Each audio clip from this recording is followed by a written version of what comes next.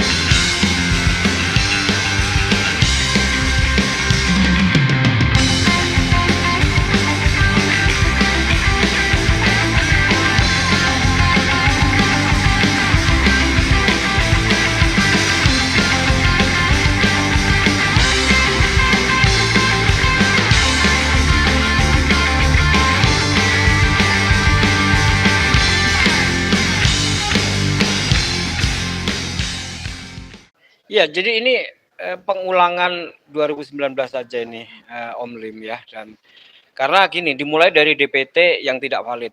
Dulu cuma 17,5 juta yang kita masalahkan, sekarang 54 juta. Dan itu sudah saya laporkan ke KPU resmi. Artinya bukan sesuatu yang hoak atau bukan sesuatu yang hanya jadi perbincangan di ruang gelap.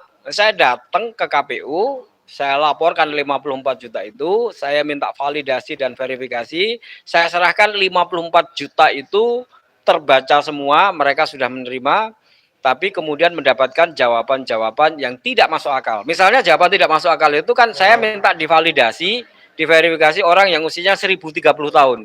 Dijawabnya itu data dari Dukcapil dan kami cek di Dukcapil memang ada, jadi dia memenuhi syarat DPT. Itu nggak masuk akalnya, ya kan? Lalu kemudian mereka-mereka yang berusia di bawah 17 tahun, ya kan? Kan ada 16 tahun, ada 15 tahun, ada 2 tahun, ada 0 tahun, sama juga jawabannya adalah itu data-data yang disandingkan dan dicek kepada data Dukcapil dan mengatakan data-data itu adalah data-data yang memenuhi syarat untuk masuk dalam DPT. Ini tidak logis, nggak masuk akal. Nama-nama yang namanya cuma N, A, kemudian Y, dan lain sebagainya juga sama.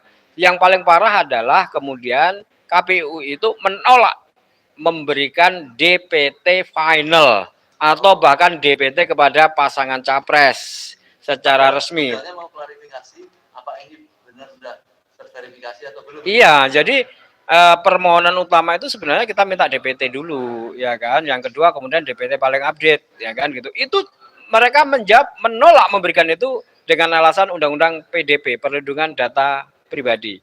Nah, padahal ternyata dengan jawaban itu maka saya mengatakan loh KPU lah yang melanggar Undang-Undang PDP itu, pelanggaran pidana bahkan. Kenapa? Undang-Undang PDP itu Perlindungan Data Pribadi itu adalah berbicara tentang akurasi data dan kelengkapan data. Data itu harus akurat dan lengkap agar tidak digunakan orang lain untuk sebuah tindak pidana. Nah, KPU jelas membuat DPT tanpa NIK, tanpa KK, tanggal-tanggal lahir, lalu di situ dia membuat nama-nama ganda, lalu di situ dia membuat nama-nama yang menggelembung tidak ada orangnya, di situ dia membuat nama-nama yang tidak bisa diverifikasi. Artinya dalam Undang-Undang PDP itu KPU jelas melanggar dengan menggunakan puluhan juta yang data tidak akurat, tidak lengkap, sebagaimana diatur itu untuk sebuah kejahatan pemilu atau pidana pemilu. Ini juga harus segera kita masukkan sebagai pidana pemilu, ya, yang tentu saja prosesnya bukan di MK, ini segera kita lakukan proses pidana dari KPU. Nah, di jawabannya itu KPU sudah mengatakan bahwa data ini adalah data DPT final 2 Juli. Jadi udah jelas data itu adalah data KPU dan iya tertulis. Tertulis. Nah, jawaban tertulis itulah yang bisa kita gunakan nanti ketika kita melakukan untuk verifikasi untuk proses hukum ya, langkah hukum apa yang nanti kita tempuh itu bisa kita gunakan. Tertulis itu ya? Tertulis jelas mengatakan terima kasih telah menyampaikan data DPT 2 Juli KPU, ya kan? Di dalam DPT itu kemudian KPU juga mengatakan telah menerima 54 juta DPT yang minta divalidasi dan diverifikasi itu dalam bentuk soft file, sudah diterima dan sudah bisa dibaca, lalu kemudian menjawab poin-poinnya. Nah, poin-poinnya itu tadi yang kemudian menolak memberikan DPT final atau DPT paling update, padahal di dalam Undang-Undang 7 tahun 2017 dan PKPU wajib itu KPU memberikan kepada pasangan capres. Dalam penolakan yang ada di dalam surat ya, disebutkan nggak penolakan itu karena apa? Penolakannya itu KPU mengatakan kalau memberikan maka itu melanggar perlindungan data privasi. Kenapa?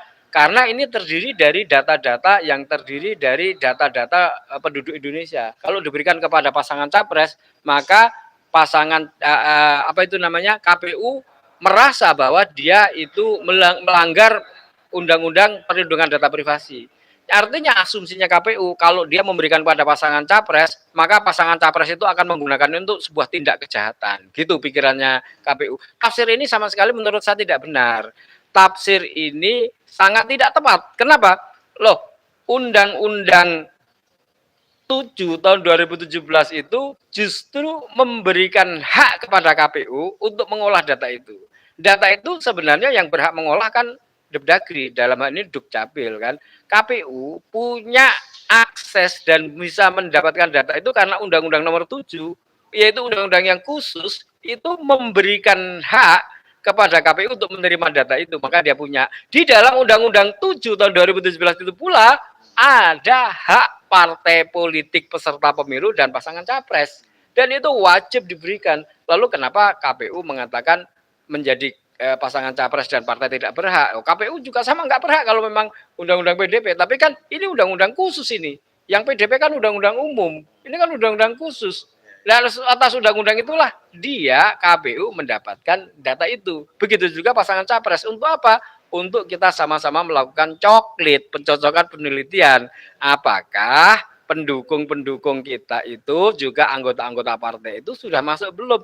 Itu sudah terjadi sejak lama. Pemilu pilpres dulu juga begitu kan gitu. Nah, jadi ini menurut saya aneh menggunakan modus ya undang-undang PDP padahal KPU sendiri kemudian melanggar pidana dari undang-undang PDP itu karena dengan data yang tidak akurat dan yang tidak lengkap, dia kemudian menggandakan nama-nama itu. Ada buktinya menggandakan itu dan ada pengakuannya juga yang kemudian dihapus karena penggandaan itu.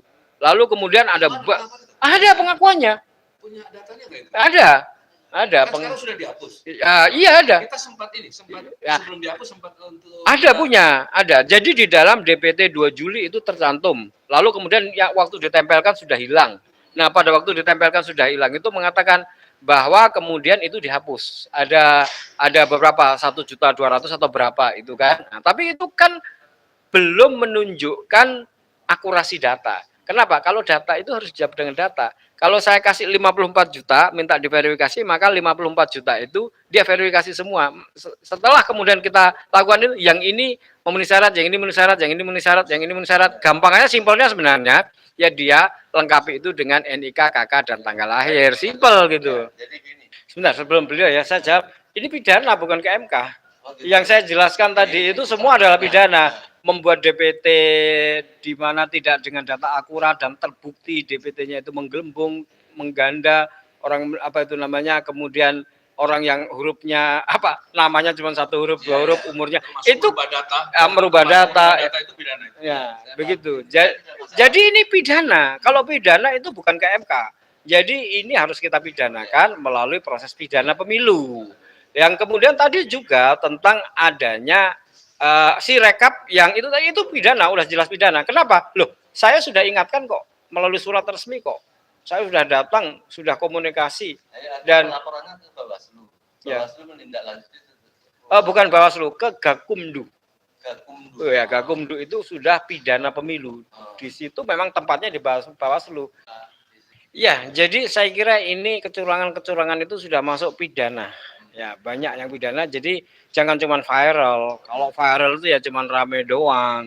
Kalau sudah begini ini harus masuk proses hukum. Nah, ini proses hukumnya seperti misalnya adanya kesalahan-kesalahan Sirekap, itu tolong bukti-buktinya itu disiapkan, lalu lapor pidana ke Gakumdu di Bawaslu. Nggak usah di Jakarta. Semua bisa dilakukan di daerah juga bisa kan gitu. Karena kita tertipu ini kan sak nasional itu. Wong itu diberitakan di web resminya KPU, padahal kemudian mengaku kan itu. Dia mengaku terjadi kesalahan. Kesalahannya fatal sekali. Kesalahannya jelas sejak perencanaan. Nah, sesuatu yang harusnya bisa dicegah tidak terjadi itu dibiarkan. Kenapa kok dibiarkan? Lah jelas sudah diingatkan kok.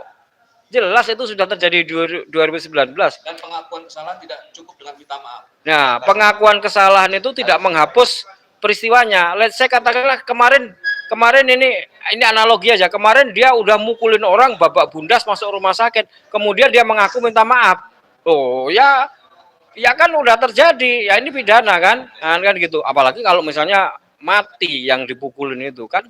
Kemudian besoknya kemudian minta maaf. Ini juga gitu.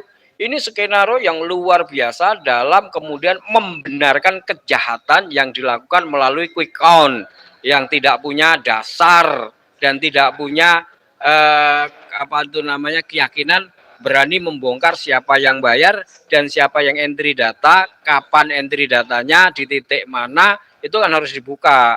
Nah itu nggak ada, lalu dibenarkan. Itu kan kemudian orang ragu nih apakah quick count itu benar atau enggak ya, kecuali yang diuntungkan. Diuntungkan ya dia seneng-seneng aja kan. Nah, kan gitu. Tapi yang ragu kan harus diyakinkan. Lalu tiba-tiba KPU ya kan mengumumkan sama dengan quick count. Artinya kemudian memberikan legitimasi itu dan ternyata pembenarannya itu terbongkar. Terbongkar ternyata dia membuka satu celah di mana kemudian angka-angkanya bisa ubah-ubah agar sama dengan quick count. Lalu kemudian terjadi nih kesamaan antara quick count dengan apa yang diumumkan oleh KPU melalui web resmi. Berarti ini sudah terjadi sebuah manipulasi informasi, disinformasi atau gampangannya hoak resmi. Hoak resmi. Dan lalu cuma minta maaf, kalau nggak bisa pembuat hoak ini yang mengizinkan yang beliau sebut sebagai seluruh komisioner ini tadi ini sudah melakukan tindak pidana dan ini harus segera diproses dan harus ada yang melaporkan. Dan jangan cuma satu orang, ini harus rame-rame semua melaporkan karena semua orang menjadi korban ini. Kalau kita cuma viral doang, cuma teriak-teriak di WA doang, tidak ada tindakan, percuma kalau cuma itu. Lakukan tindakan, ya. Minta tolong kepada tim hukum di daerah-daerah, ya, minta tolong kepada pengacara-pengacara di daerah untuk mempersiapkan bukti-bukti laporan, segera pergi ke Gakumdu, segera laporkan sebagai tindak pidana. Ini secara keseluruhan ini karena ini berarti kan juga bukan hanya KPU pusat kan, termasuk di dalamnya juga KPU daerah kan gitu, termasuk ya kan, ya betul kan. Nah, kira-kira itu. Jadi jangan cuma viral, jangan cuma teriak-teriak, lakukan sesuatu yang jelas, nyata, terukur, yaitu pemidanaan, laporan pidana